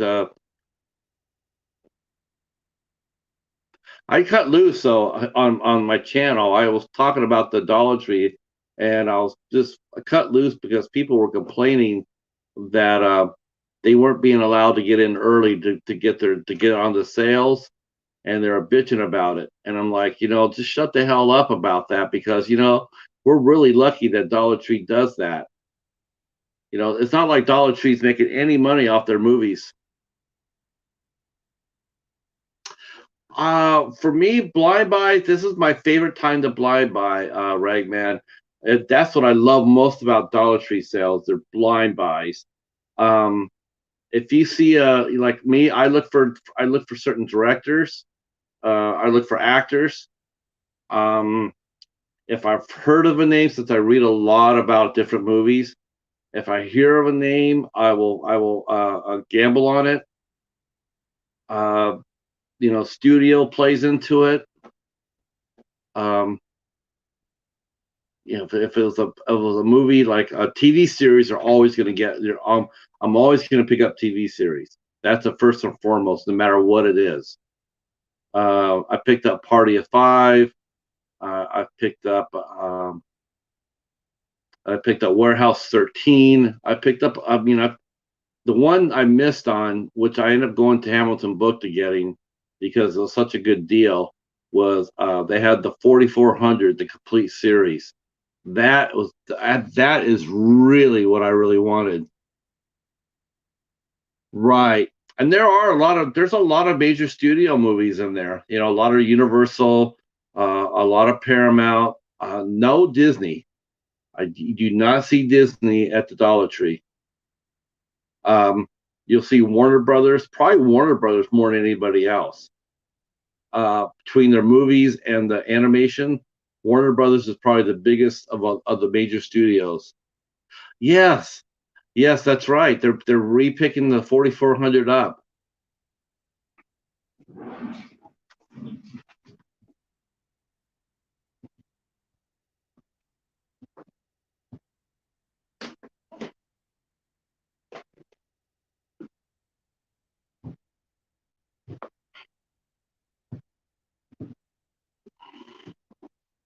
So this was the box set. This was the set that I was looking for at Dollar Tree.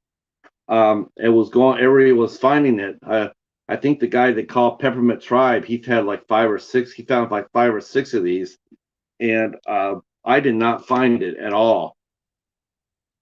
Um, Not until I looked at the Hamilton book and I saw that they were. Wow, this is such a delay. Wow, I wonder why that is. That is a big delay. Um,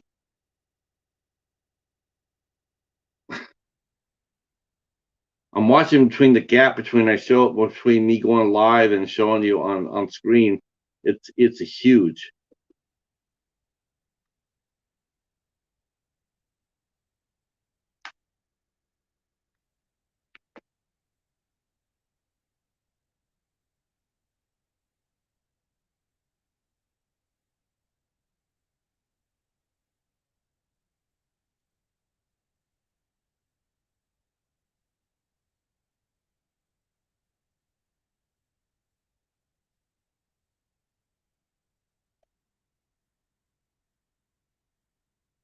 Can you guys hear me okay?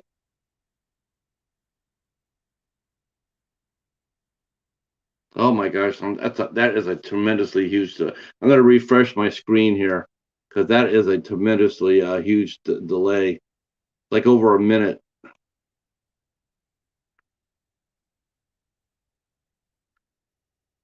Wow, that's just insane. Okay,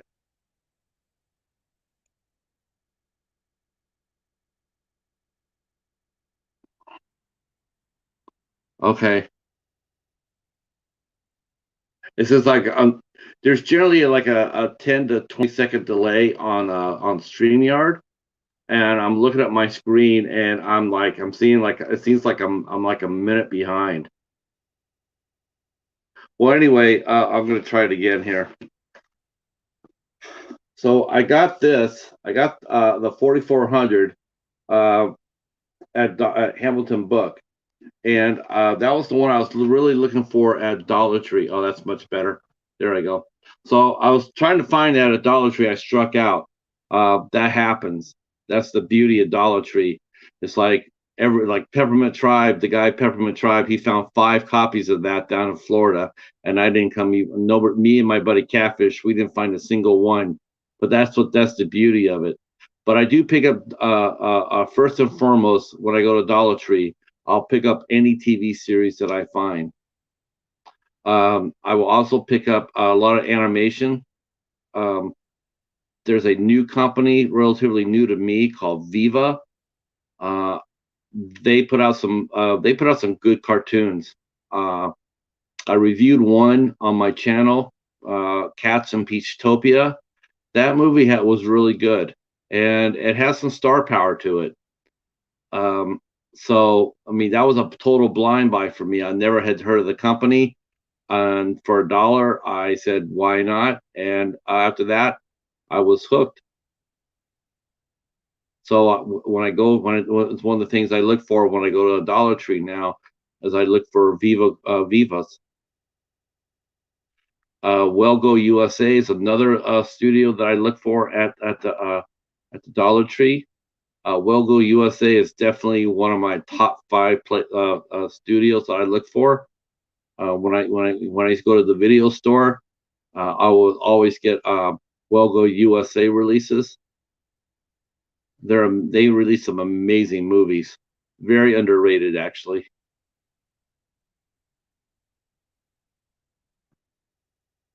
Okay, wow, we still got 4 people here, and we got 6 likes. This is awesome.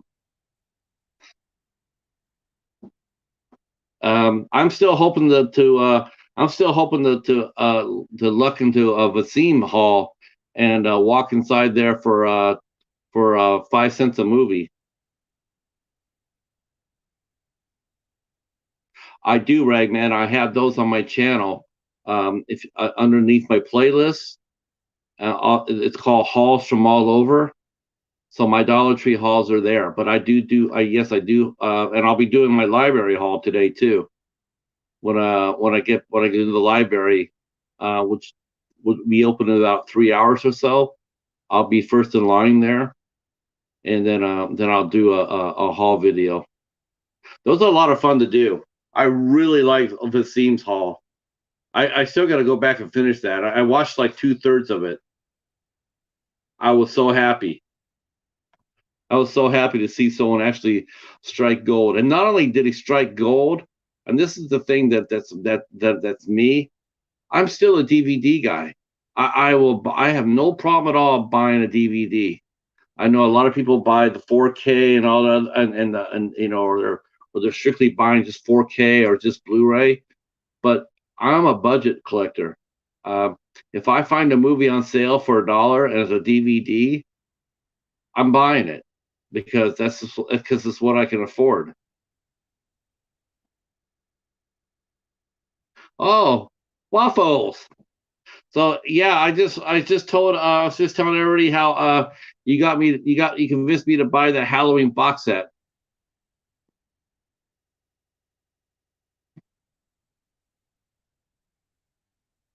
I just popped up too, waffles.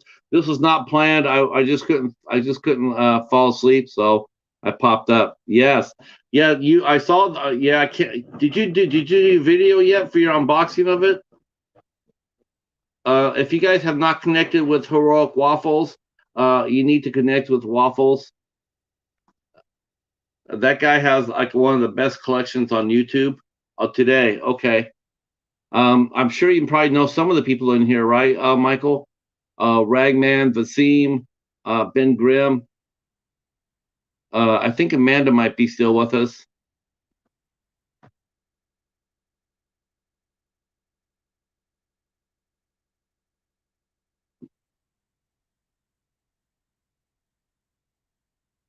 Okay, I can't wait for that. I'm going to the library today, Michael. So I'll be taking my. Oh, did I freeze? I think I froze. Nope. Okay. Oh, so hard. Um. Uh. So I'm going to the library today. I'm hoping to strike gold like I did last Wednesday.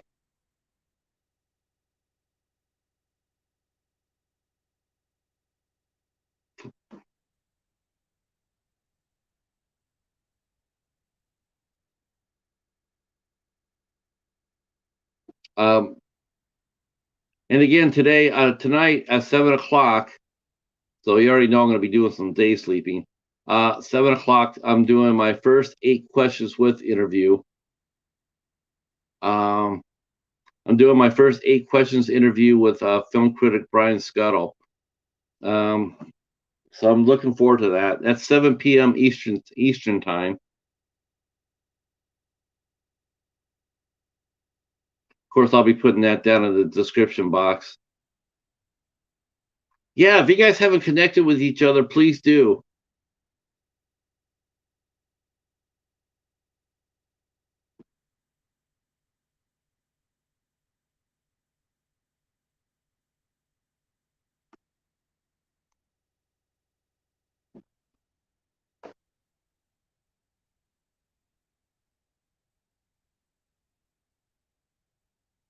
Oh, are you? Oh. It's right, yeah, because new release Tuesday. See, my our Walmarts, man, we don't get shit. They are our Walmart. They have cut the bone down to as far as film goes. Now their the figures. Well, actually, tell you the truth, our WalMarts are empty. They have not been restocked and on any length at all for months, as far as either movies go or figures. It's really tough. Uh, Target had a few figures when I went there this past weekend, but their movie section even it just got chopped down to ribbons. It's gonna be gone. It's gonna be gone by the end of the year. Movies are gonna be gone uh, from uh, from major retailers. I think the only place left that'll probably still have them that's still a retailer will probably be Big Lots.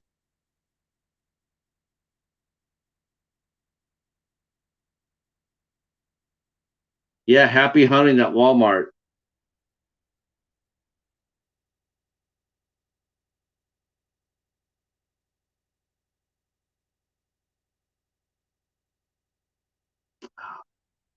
Man, there's nothing worse than having dry skin. I'm telling you.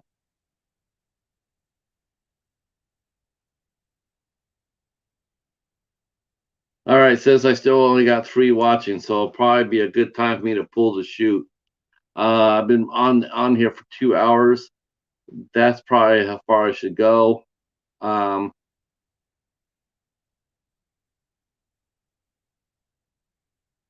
Gosh, what can I say? I just totally I'd like to thank everybody for popping up. This is a lot of fun. Insomnia Theater. So at least you know when you see that popped up a lot on your lives, and you see Insomnia Theater, so you already know I'm not sleeping too well. But I'll let everybody go now, and hopefully I will see you guys. Some of you guys, I will see you tonight at 7 o'clock here with Brian Scuttle. Of course, this Sunday at on the midnight hour, we will be traveling to Miss Boomstick's channel. We'll be talking about creature features and warheads. Um, and then on the 13th of June, we will be having Danielle Harris on the midnight hour. And then on the 20th, we have Witches and Warlocks. And then on the 27th, we will have Meredith. I'm hosting the midnight hour for the very first time officially. And I'm going to be having actress Meredith Moeller as our guest. So I'll be putting all that stuff down in the description box. Just want to say thank you for hanging out with me this morning, and we will see you on the flippity flip.